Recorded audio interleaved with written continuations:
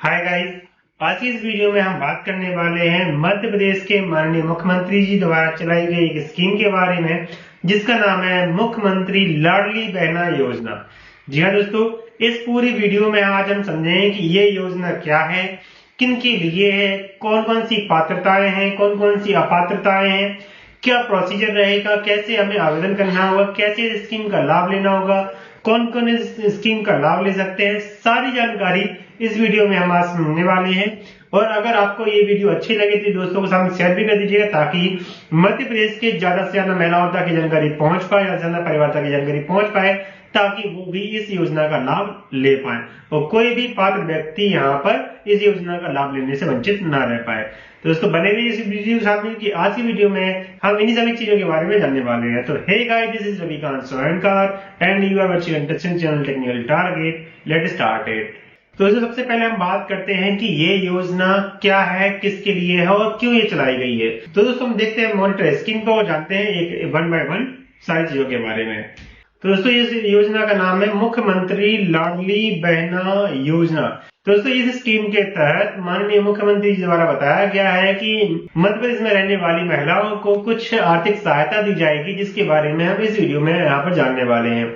इस योजना का जो टैगलाइन है वो है सशक्त महिला, सशक्त परिवार, सशक्त समाज, सशक्त प्रदेश, सशक्त देश। तो दोस्तों ये जो स्कीम है मध्य प्रदेश के महिला एवं बाल विकास विभाग द्वारा संचालित की जाएगी और इसमें कैसे काम होगा वो भी हम आगे नेक्स्ट स्लाइड में समझते हैं।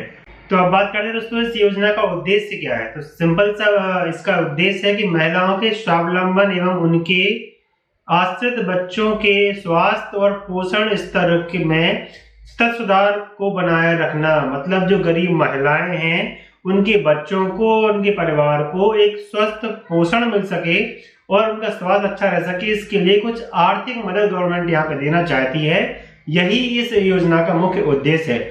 दूसरा है महिलाओं को आर्थिक रूप से अधिक स्वावलंबी बनाना। मतलब महिलाओं को जब पैसा रहेगा महिलाओं के हाथ में तो उनकी परिवार में एक इम्पोर्टेंस समझी जाएगी, जिसके आधार पर महिलाओं को और भी स्वावलंबी बनाने में मदद मिलेगा। नेक्स्ट है परिवार स्तर पर निर्णय लिए जाने में महिलाओं की भूमिका को प्रोत्साहित करना। अभी क्या होता है, अगर महिलाएं जो गरीब परिवार की महिलाएं होती है, बाई चांस कहीं ऐसा होता है कि उनके पास पैसा तो अलग से होता नहीं है, तो उनको थोड़ा सा इग्नोर किया जाता है। तो गवर्नमेंट का मानना ऐसा होता है जब उनके पास पैसा रहेगा, उनके खाते पैसा आएगा तो उनको भी थोड़ा इंपोर्टेंस मिलना स्टार्ट हो जाएगा, जिससे उनके परिवार में उनकी भूमिका और भी आगे बढ़ेगी। तो दोस्तों ये था इस योजना का मुख्य उद्देश्य। अब हम समझते हैं कि इस योजना में लाभ लेने के लिए व्यक्ति को कौन कौन सी पात्रताएं कंप्लीट करनी होगी। तो यहाँ पे पात्रताओं में केवल 3 ही पात्रताएं यहाँ पे फुलफिल करनी है। उनमें से बिल्कुल सिंपल पात्रताएं हैं। पहली पात्रता दोस्तों यहाँ पर यह है, सिंपल सी पात्रता है कि पहली कंडीशन तो यह है कि व्यक्ति को मध्य प्रदेश का निवासी होना आवश्यक है। यहाँ पर मध्य प्रदेश का निवासी किस कंडीशन है वो भी हम आगे बताएंगे। पहले समझते हैं कि मध्य प्रदेश का निवासी हो। दूसरी चीज वो महिला के लिए है, पुरुष के लिए नहीं है। यानी मध्य प्रदेश की निवासी जो है वो क्या हो, महिला हो। ठीक है। दूसरी चीज वो विवाहित हो मतलब अगर वो अनमैरिड अगर व्यक्ति है यानी अनमैरिड महिला है तो वो इसमें पात्रता नहीं रखती है। विवाहित हो जिसमें विधवा, तलाकशुदा, परित्यक्ता महिला या भी सम्मिलित होंगी। मतलब अगर एक बार किसी की शादी हो गई, बाद में अगर वो उनका तलाक हो गया या किसी कारण से अलग हो गए या विधवा हो गए तो उस केस में भी वो पात्र होंगी, लेकिन एटलीस्ट वन टाइम शादी व्यक्ति की जरूर हो और वो महिला हो। ठीक है, 2 चीजें हो गई। तीसरी चीज कि जो उनकी आयु है वो 1 जनवरी 2023 को, कब 1 जनवरी 2023 को वो कम से कम 23 वर्ष की पूरी हो गई हो या अधिकतम 60 वर्ष की हो गई। मतलब 23 वर्ष से ज्यादा और 60 वर्ष से कम हो तो वो व्यक्ति पात्र कहलाएगा। अब ये आयु कहां से काउंट की जाएगी। तो दोस्तों यहां पर हम बता दें क्लियरली कि जो आधार कार्ड होता है हमारा, उसमें जो आयु लिखी होगी वही आयु यहाँ पर काउंट होगी। अगर आधार कार्ड में आयु सही है तो अच्छी बात है, अगर किसी कारण से आधार कार्ड में आयु गलत लिखी है तो आपको आधार कार्ड को पहले सही करवाना होगा, उसके बाद आप इसमें पात्रता के लिए हकदार होंगे। तो अगर आपकी आयु अगर आधार कार्ड में गलत है तो उसको आधार केंद्र पर जाकर वहां पर अपने आधार कार्ड को अपडेट करवा सकते हैं, सही करवा सकते हैं और अगर आप इस आयु के बीच में आते हैं तो दोस्तों आप यहाँ पर पात्र हो जाएंगे। अब लोगों ने ये बहुत सारे कंफ्यूजन रहते हैं कि दोस्तों ऐसे तो बहुत सारे लोग ऐसे होंगे जो इस योजना में पात्र हो जाएंगे, तो इसमें कुछ कंडीशन है जिन कारण से ये 3 कंडीशन अगर फुलफिल होंगे तो पात्र तो हो जाते हैं, लेकिन अगर अपात्रता की कंडीशन में आ जाते हो तो फिर वो पात्रता वाली कंडीशन कैंसिल हो जाती है। मतलब जो अब हम आगे बात करते हैं कि कौन कौन सी कंडीशन में व्यक्ति अपात्र घोषित कर दिया जाएगा। ठीक है, तो अब हम बात करते हैं अपात्रता कौन कौन सी है। तो अपात्रता में बहुत सारी कंडीशन है, वन बाय वन हम यहाँ पे समझते हैं कि कौन कौन सी कंडीशन है। तो दोस्तों यहाँ पर अपात्रता में महिलाएं कौन कौन सी आएंगी। पहली चीज कि जिनके परिवार में सम्मिलित रूप से सघोषित वार्षिक आय जो है वो 2.5 लाख से अधिक नहीं होनी चाहिए। परिवार की दोस्तों यहाँ पे हम बात कर रहे हैं, व्यक्तिगत महिला की नहीं कर रहे हैं, परिवार की बात कर रहे हैं। और यहाँ पे परिवार में कौन कौन आएगा, पति पत्नी और आश्रित बच्चे। ठीक है, जो कभी कमाई नहीं करते हैं वो बच्चे, यानी छोटे बच्चे जो होते हैं वो। तो यहाँ पर तीनों की यानी पति पत्नी और बच्चों की सम्मिलित आय, अगर बच्चे कमाते तो वो अलग हो जाएंगे, आश्रित थोड़ी ना कमाएंगे, लेकिन हम यहाँ बात करें पति पत्नी की जो वार्षिक आय है वो 2.5 लाख से कम हो, यानी 2.5 लाख से अधिक होगी तो वो पात्र नहीं होगा, भले वो 3 कंडीशन फुलफिल कर ले। कौन सी कंडीशन, मध्य प्रदेश का निवासी होना चाहिए, विवाहित होना चाहिए, विवाहित में परित्यक्ता तलाकशुदा या विधवा चलेगा, और नॉर्मल भी होगा तो भी चलेगा। ठीक है, ऐसा नहीं है कि विवाहित में विधवा हो तो ही चलेगा, ऐसा नहीं, विवाहित हो तो भी चलेगा, और विवाह होने के बाद अगर वो तलाकशुदा है या विधवा है या परित्यक्ता है तो भी चलेगा। ठीक है, तीसरी चीज क्या हो गई थी, यहाँ पे मैंने आपको बताया था कि उसकी आयु जो है 1 जनवरी 2023 तक आधार कार्ड के हिसाब से 23 वर्ष से 60 वर्ष के बीच में होनी चाहिए दोस्तों। ठीक है, तो ये तीनों कंडीशन फुलफिल हो गई, लेकिन मान के चलो कि परिवार की आय 2.5 लाख से ज्यादा है तो फिर वो अपात्र में आ जाएंगे, वो उनका एलिजिबिलिटी यहाँ पे फेल हो गया। नेक्स्ट चीज क्या है, कोई भी सदस्य जो है करदाता नहीं होना चाहिए। मतलब अगर वो 2.5 लाख से कम होगा तो ऑब्वियसली करदाता नहीं होगा, और अगर वो 2.5 लाख से ऊपर वाला होगा तो वो हो सकता है वो 5 लाख के अंदर हो तो हो सकता है वो करदाता ना हो, लेकिन 2.5 लाख से ज्यादा इनकम में तो फेल हो गया। तो करदाता अगर इनकम 5 लाख से ऊपर है और वो टैक्स के दायरे में आता है तो भी वो अपात्र हो जाएगा। ठीक है, नेक्स्ट नंबर पे आता है कि यदि वो व्यक्ति भारत सरकार में या राज्य सरकार में किसी भी शासकीय विभाग में, उपक्रम में, मंडल में या स्थानीय निकाय में किसी भी रूप से नियमित स्थायी कर्मी या संविदा कर्मी के रूप में कार्य कर रहा है, यानी वो सेवा में है, तो वो अपात्र हो जाएगा। इवन अगर वो सेवानिवृत्त हो गया, मतलब अगर वो रिटायर्ड भी हो गया है तो भी वो अपात्र है। तो ऑब्वियसली रिटायर्ड तो 60 साल के बाद हो ही जाते हैं नॉर्मली। ठीक है, तो यहाँ पे 60 साल के अंदर को लेना है पहली बात तो। और अगर वो बीच में भी अगर उसने रिटायरमेंट ले लिया है तब भी उसको पेंशन मिल रही होगी और वो अपात्र की कैटेगरी में आ जाएगा। ठीक है, अब हम यहाँ पे बात करते हैं कि जो व्यक्ति प्राइवेट जॉब कर रहे हैं, है ना, वो चलेगा, कोई दिक्कत नहीं है, या फिर वो आउटसोर्स पे काम कर रहे हैं तो भी चलेगा। इसके अलावा गवर्नमेंट सेक्टर में बात करें तो जो हमारे आंगनवाड़ी कार्यकर्ता है, आंगनवाड़ी सहायिका या कार्यकर्ता है, वो इसमें एलिजिबल है, लेकिन वो कंडीशन सारी फुलफिल होनी चाहिए तब। ठीक है, बाकी कंडीशन सारी फुलफिल होनी चाहिए। अब नेक्स्ट नंबर पे आता है दोस्तों यहाँ पे कंडीशन जो है, जो स्वयं भारत सरकार या राज्य सरकार की किसी भी योजना के अंतर्गत अगर उसको प्रति माह 1000 रुपए की राशि मिल रही है, तो 1000 या उससे अधिक की राशि मिल रही है तो वो अपात्र की कैटेगरी में आएगा। मतलब यदि गवर्नमेंट उसको किसी भी स्कीम के तहत अगर 1000 रुपए या उसके ऊपर की राशि देती है मंथली बेसिस पे, तो वो व्यक्ति अपात्र की कैटेगरी में आएगा। अब दोस्तों यहाँ पे बहुत सारे सवाल आते हैं, कौन कौन से, कि अगर जिनको किसान सम्मान निधि मिल रही है या पीएम किसान या सीएम किसान सम्मान निधि मिल रही है तो क्या वो इस कैटेगरी में अपात्र हो जाएगा? दोस्तों बिल्कुल अपात्र नहीं होगा, क्योंकि यहाँ पर क्लियरली मेंशन ये है कि प्रति माह मिलना चाहिए, वो सम्मान निधि प्रति माह नहीं मिलती। किसान सम्मान निधि जो होती है वो 3 महीने में मिलती है और वो 12,000 टोटल नहीं मिलती है, 12,000 से कम मिलती है। 1000 रुपए प्रति माह मतलब हो गया 12,000 रुपए साल, तो वो इसमें कैटेगरी में अपात्र नहीं होगा।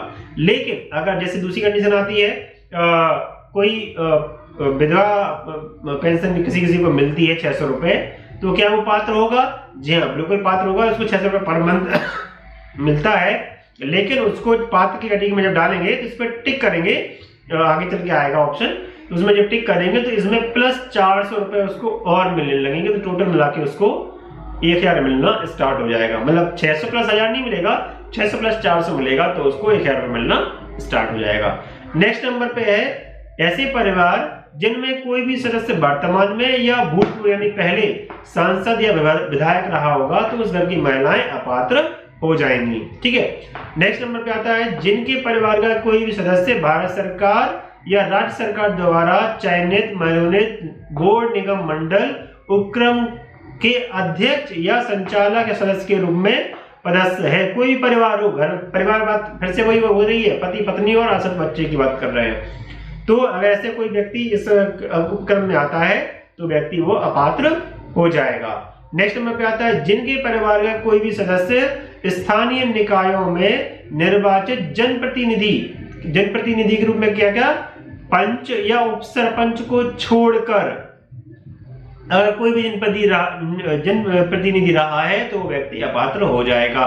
केवल पंच और उप सरपंच को इसमें छूट दी गई है। नेक्स्ट नंबर पे आता है जिनके परिवार में सदस्यों के पास संयुक्त रूप से अगर 5 एकड़ से अधिक भूमि है तो वो भी परिवार का व्यक्ति अपात्र हो जाएगा। संयुक्त रूप से फिर से बात कर, संयुक्त मतलब पति पत्नी और बच्चे की बात कर रहे हैं, ठीक है, वो अपात्र हो जाएगा। जिनके परिवार के सदस्यों के नाम से पंजीकृत 4 पहिया वाहन है या ट्रैक्टर है तो वो भी अपात्र हो जाएगा। मतलब पति या पत्नी के नाम पर 4 पहिया वाहन है तो अपात्र हो जाएगा। बाकी सास ससुर हो, मम्मी पापा हो, दादा दादी हो तो उनके नाम पे बने रहा, भाई बहन हो तो उनके नाम पे बनी रहे, कोई दिक्कत नहीं।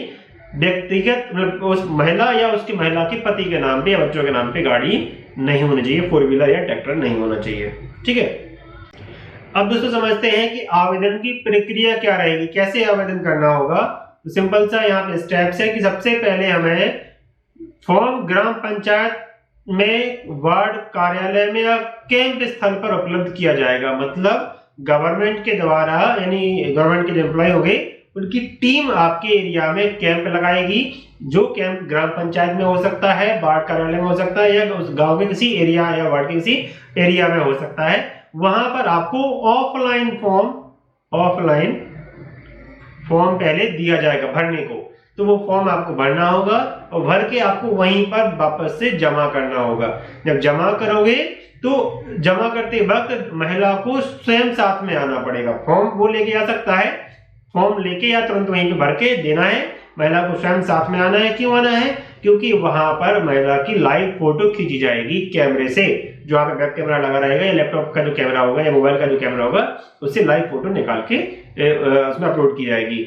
इसके बाद क्या होगा, जब आप फॉर्म यहाँ पे भर के जमा कर देंगे तो ये जो फॉर्म रहेगा, जो कैंप में जो वहां पे कर्मचारी रहेंगे वो आपके फॉर्म को पोर्टल या ऐप के माध्यम से वहां पर अपलोड करेंगे, जानकारी को अपलोड करेंगे पोर्टल पर। ध्यान रखिएगा, यहाँ पर ये जो फॉर्म है जो गवर्नमेंट की टीम रहेगी वहां पर उनके द्वारा भरा जाएगा। ये किसी कियोस्क सेंटर पर या लोक सेवा केंद्र पर या एमपीएल वगैरह पर जाकर या फिर स्वयं आप ऑनलाइन नहीं भर पाएंगे। ठीक है, उसके बाद क्या है ना, जब ये फॉर्म दे देंगे तो आपको वहां पर समग्र में आधार KYC का सत्यापन किया जाएगा। तो दोस्तों आपको यहाँ पर 2 चीजों की आवश्यकता होगी।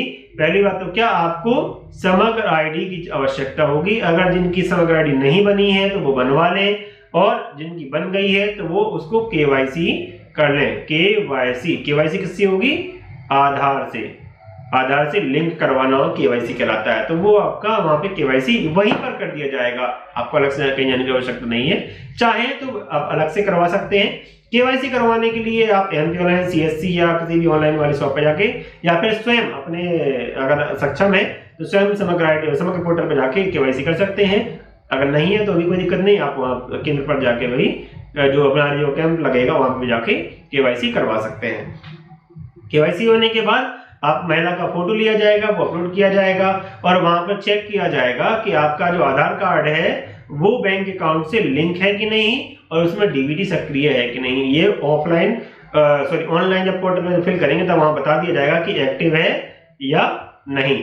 अगर एक्टिव होगा तो सक्रिय लिखा जाएगा, इनएक्टिव होगा तो यहाँ पे निष्क्रिय लिखा जाएगा। ठीक है, उसके बाद जब आपका फॉर्म भर दिया जाएगा तो उसके बाद आपको एक पावती मिल जाएगी। पावती जो है ना आपको दो तरीके से मिल सकती है। तो ऑफलाइन जो आपने फॉर्म भरा था उसमें नीचे पावती का ऑप्शन दिया रहता है, वहां पे आवेदन नंबर जो है ना वो आपको लिख कर दे दिया जाएगा पावती के साथ में, या फिर अगर आपने व्हाट्सएप नंबर दे रखा होगा फॉर्म भरते वक्त तो आपके व्हाट्सएप पे भी उसकी कॉपी पावती की ऑटोमेटिकली आ जाएगी।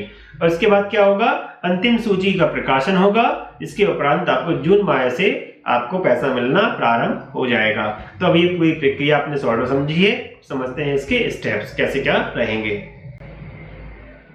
अच्छा, यहाँ पे दो चीजों की आपको आवश्यकता है, एक तो समग्र आईडी और आधार कार्ड हमने आपको बता दिया।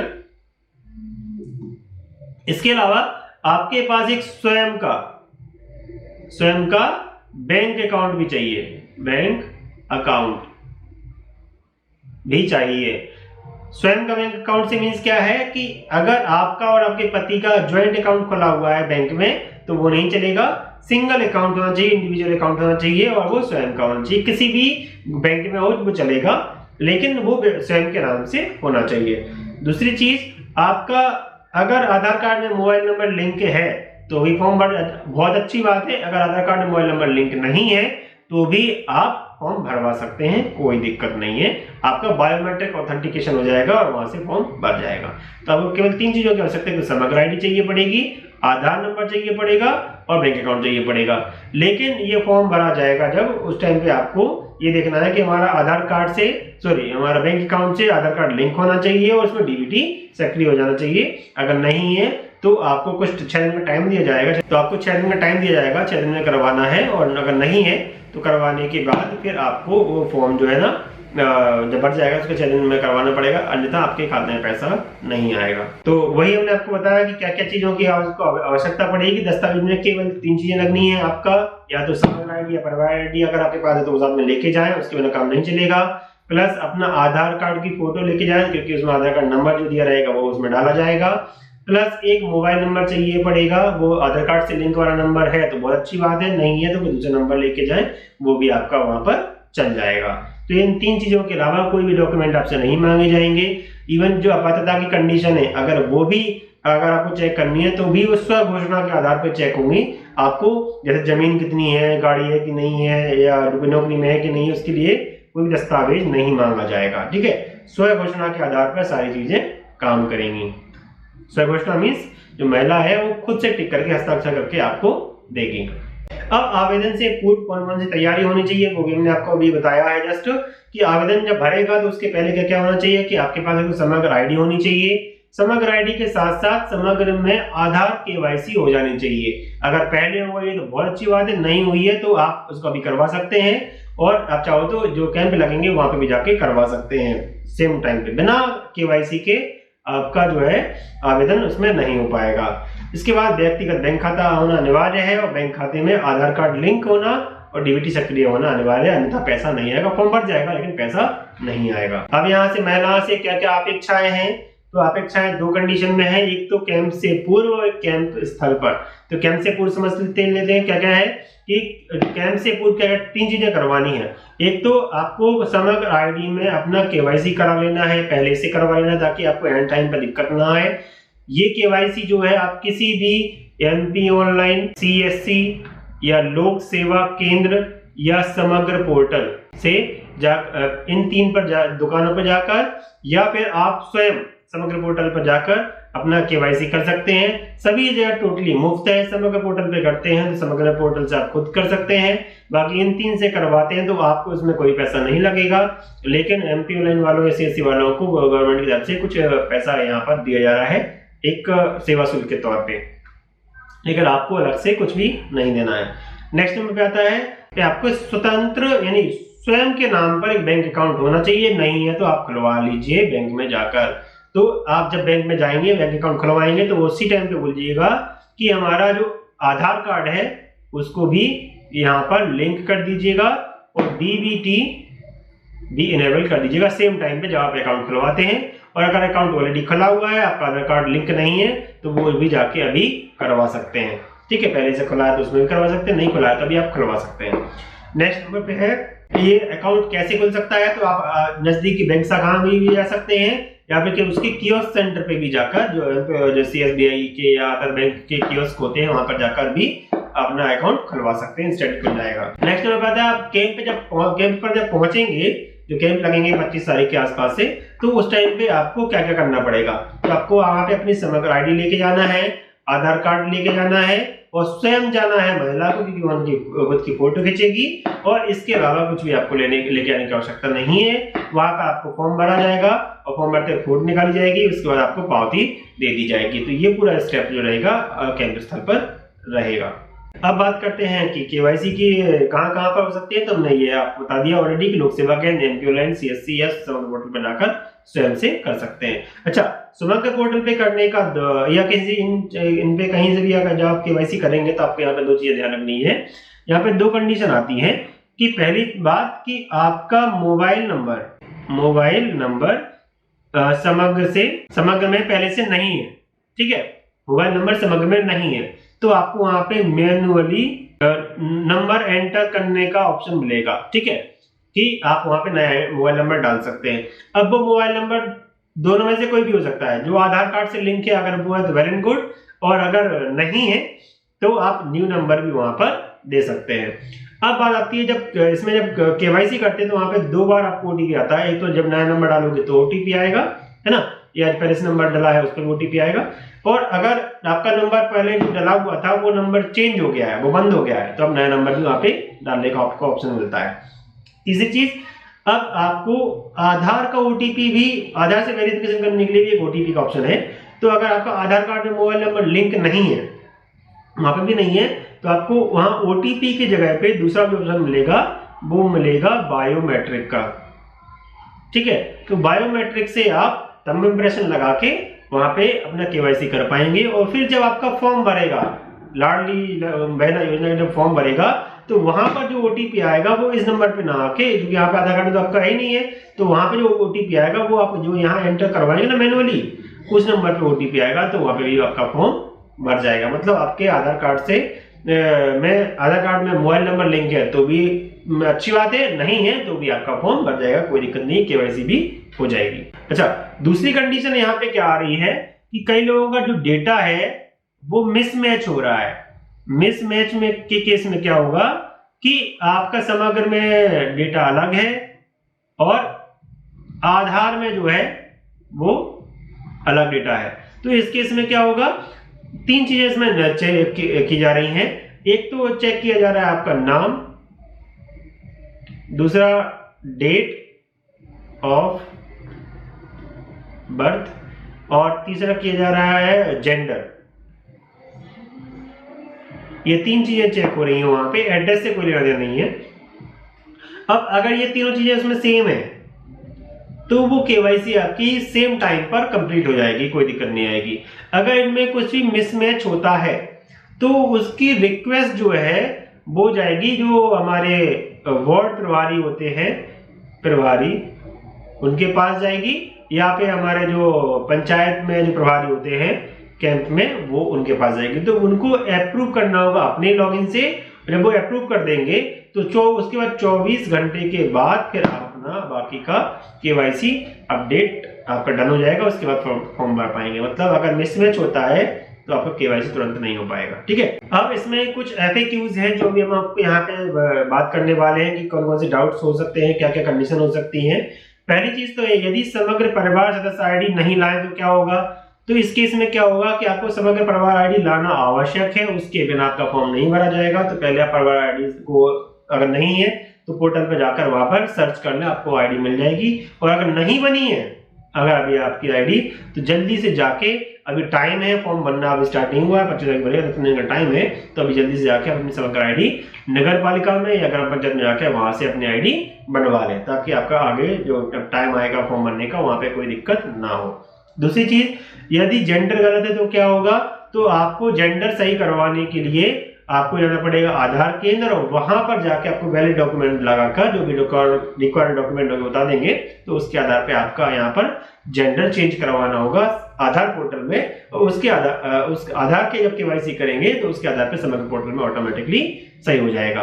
सेम केस जन्मतिथि के केस में भी है कि अगर आपका जन्मतिथि गलत है तो आप आधार में अपना सही करवाइए और आधार केंद्र पर जाकर सही हो जाएगी। और उसके बाद आप चाहें तो ऑनलाइन भी कर सकते हैं सही, उसके लिए आपको वैलिड डॉक्यूमेंट लगाना पड़ेगा, ऑनलाइन खुद से भी करवा सकते हैं।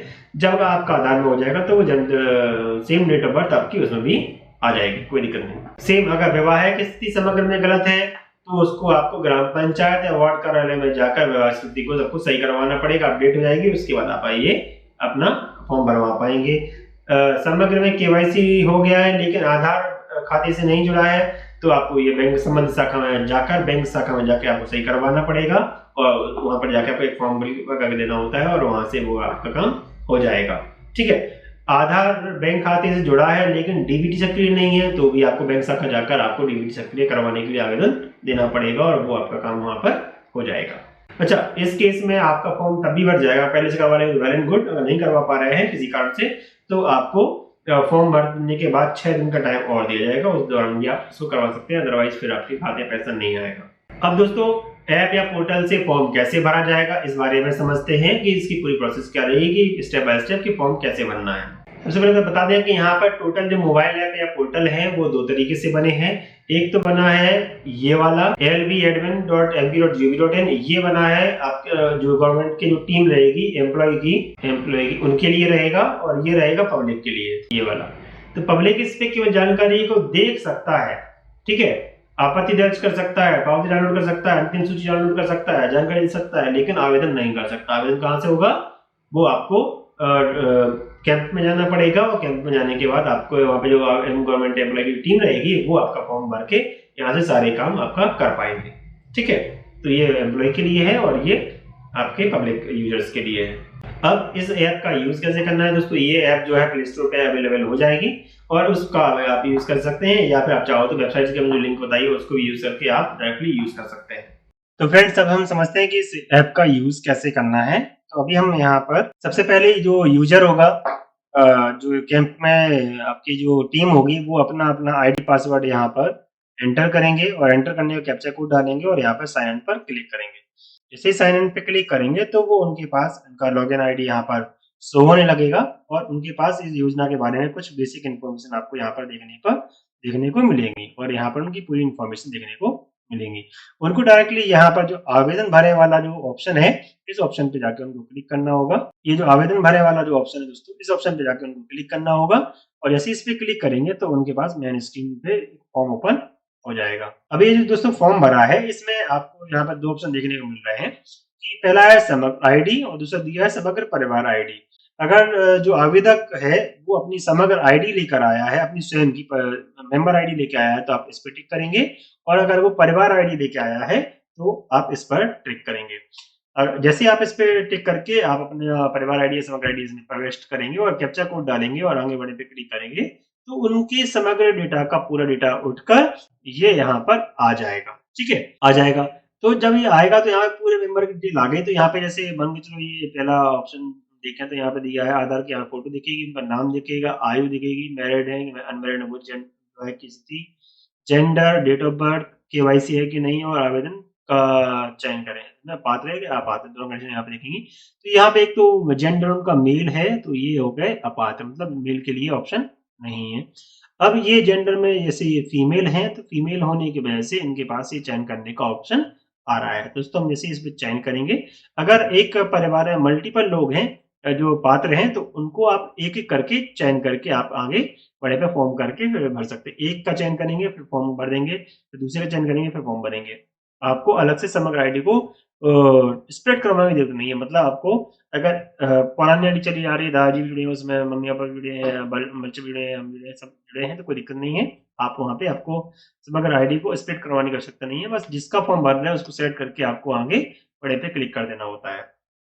अच्छा, यहाँ पे एक चीज और दिख रही है कि ई केवाईसी सत्यापन की स्थिति दिख रही है आपको यहाँ पे कि ई केवाईसी है या नहीं। अगर यहाँ पे लिखा होता है ई केवाईसी नहीं है तो पहले आपको ई केवाईसी करनी पड़ती, उसके बाद आपको ये फॉर्म वाला काम करना पड़ता। ई केवाईसी ने आपको बता दिया कैसे करना था।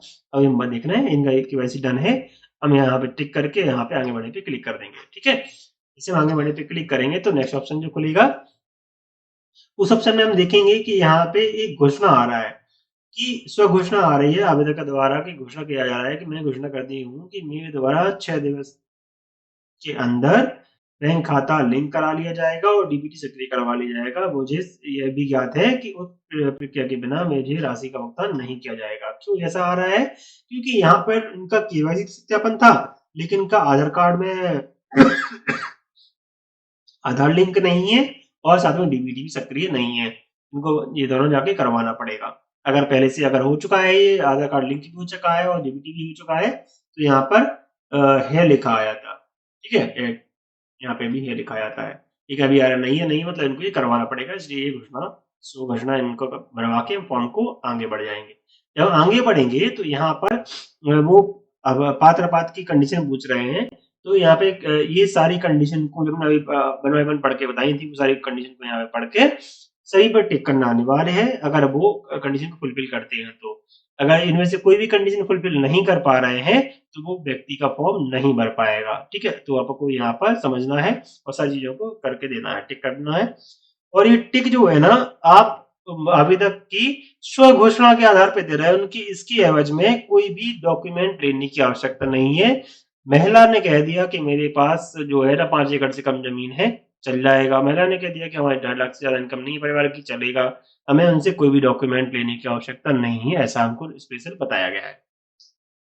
अब इन सब पे टिक कर जब हम कर देंगे तो ही हमें ये आगे बढ़े का ऑप्शन एक्टिव हो जाएगा। ठीक है, और अगर वो महिला अपात्र है, किसी कंडीशन फुलफिल नहीं हो रही है, आपको लग रहा है कि नहीं हो रही है, तो उनको फॉर्म भरने की अनुमति नहीं मिलेगी। अब हम देखेंगे नेक्स्ट स्टेप पे, जब हम आगे बढ़े पे क्लिक कर चुके होंगे तो वहां पर आएगा कि आवेदक पत्र में आपको फोटो अपलोड करना है। तो यहाँ पर जो फोटो दिख रही है वो आधार कार्ड की दिख रही है, और यहाँ पर जो फोटो क्लिक करेंगे वो हम मोबाइल के केस में मोबाइल से डायरेक्टली मोबाइल कैमरे से हम अपलोड कर सकते हैं, और कंप्यूटर के केस में अगर वो लैपटॉप है तो लैपटॉप का इनबिल्ट कैमरा होता है उससे भी कर सकते हैं। डेस्कटॉप है तो आप उसके लिए अलग से वेब कैम आपको लगाना होगा, उस वेब कैम लगाकर आप उससे आवेदन यहाँ पर कर पाएंगे। आप क्या करना दोस्तों, आपको यहाँ पे जब फोटो निकाल लेंगे, अगर ये फोटो और ये फोटो मैच कर जाती है, मतलब जरूर नहीं कि सेम टू सेम पूरी की पूरी मैच करेगी, लेकिन टोटली डिफरेंट भी नहीं होनी चाहिए, है ना। तो ये आपको चेक करना है। आपको आप जो आवेदक की जो फॉर्म भर रहा होगा उसकी जिम्मेदारी रहेगी कि वो उसी व्यक्ति की फोटो यहाँ पे खींचे जो व्यक्ति का फॉर्म भरा जा रहा है, जो यहाँ पर फोटो में अवेलेबल है। अगर फोटो ही गलत है तो वो आपको अपडेट करवाना पड़ेगा। तो इसमें आपको कंसर्न देना पड़ेगा क्या दोनों फोटो एक ही महिला की हैं, आपको हाँ भरेंगे और उसके बाद आप यहाँ पे आगे बढ़े पर क्लिक करेंगे। निर्देश दिया जा रहा है कि फोटो से फोटो नहीं खींचना है, जो आवेदक है उसको स्वयं आपके केंद्र पे मतलब कैंप पे आके फॉर्म भरवाना पड़ेगा, उसकी फोटो खींचेगी तभी काम करेगा। फोटो स्पष्ट और साफ होनी चाहिए, साथ ही साथ पासपोर्ट साइज की होनी चाहिए। फुल फोटो नहीं निकालनी है, आपको पासपोर्ट साइज में जो फोटो होती है उतनी साइज की फोटो आपको यहाँ पर निकाल के अटैच करनी है। उसके बाद आप आगे बढ़े पे क्लिक करेंगे, आगे बढ़े पे क्लिक करेंगे तो आपको नेक्स्ट स्कीम देखने को मिलेगी। नेक्स्ट स्क्रीन में आपको सामान्य जानकारी यहाँ पे पूरी की पूरी दिखाई देगी, जो इसमें समग्र से उठकर आई है। आपको यहाँ पे अभी तक यहाँ पे हमने कोई भी जानकारी अलग से टाइप नहीं की है। आपको जो इन्फॉर्मेशन भरनी है वो यहाँ भरनी है कि अगर समग्र में मोबाइल नंबर पहले से डला हुआ है तो आपको यहाँ पर दिख जाएगा। अगर मोबाइल ये डला ऑलरेडी रहेगा, क्योंकि ऑलरेडी हम पहले से केवाईसी कर चुके हैं, केवाईसी के दौरान हमने नंबर डाल दिया होगा, तो आपको नंबर यहाँ पे दिख जाएगा। आपको यहाँ पर ये ध्यान रखना है कि ये जो मोबाइल नंबर है वो ये पूछ रहे हैं कि ये मोबाइल नंबर है कि व्हाट्सएप पे भी है। अगर है तो इस पे टिक कर देंगे, अगर नहीं है तो आप दूसरा नंबर कोई है तो वो नंबर आप यहाँ पर एंटर कर सकते हैं। ठीक है, इससे क्या होगा कि आपका जो इसका फॉर्म का जो पावती वगैरह है वो व्हाट्सएप पे आपको देखने को मिल जाएगी। लेकिन अगर नहीं है तो इसको छोड़ भी सकते हैं, ऑप्शनल है, कंपलसरी नहीं है कि व्हाट्सएप वाला नंबर होना चाहिए। ठीक है, इसके बाद क्या आप इस योजना के लिए आप कोई अन्य मोबाइल नंबर भी दर्ज करना चाहते हैं, तो आप ये नंबर अगर ये नंबर के अलावा दूसरा नंबर डालना चाहते हैं तो आप यहाँ पे हाँ पे क्लिक करेंगे, अथवा नहीं पे क्लिक करके आप इसको एग्री करेंगे। ठीक है, और आगे बढ़े पर क्लिक कर देंगे। एग्री क्यों करना है कि अगर व्हाट्सएप पे जानकारी लेना है तो एग्री करना है, अदरवाइज नहीं। अब यहाँ पर आपको आपने जो फॉर्म भरा था ये वो आपने जब सब कुछ टिक कर दिया होगा तो लास्ट में आपने स्व घोषणा कर दी कि यहाँ पे मैं जो घोषणा कर रहे हैं कि ओटीपी हमको चाहिए पड़ेगा, और यहाँ पे जो भी शर्तें हैं वो नियमों का हम पालन कर रहे हैं, उसके आधार पे हमने स्व घोषणा यहाँ पे दे दी है। उसके एवज में आप OTP लेना होगा और OTP लेने के बाद आपको नीचे यहाँ पर एंटर करना होगा। जैसे ही आप एंटर करके सबमिट बटन पे क्लिक करेंगे तो आपका फॉर्म यहाँ पर भर जाएगा और आवेदन क्रमांक आपको मिल जाएगा, जो कि आपको पावती पे भर के देना होता है। तो आई होप गाइस आपको ये सारी बात समझ आ गई होगी, क्या प्रोसीजर है, कौन कौन एलिजिबल है, कैसे कैसे काम होगा इस पूरी योजना में। अगर आपके मन में अभी भी कोई भी सवाल है तो आप हमें कमेंट करके पूछ सकते हैं, मैं आपके सारे सवालों का जवाब कमेंट में दे दूंगा। और दोस्तों अगर आपको वीडियो अच्छी लगी, इन्फॉर्मेटिव लगी है तो इस वीडियो को लाइक और शेयर कर दीजिए दोस्तों साथ में भी, और ज्यादा से ज्यादा लोगों तक ये पहुंचा दीजिए ताकि ज्यादा से ज्यादा लोगों तक ये जानकारी पहुंच जाए।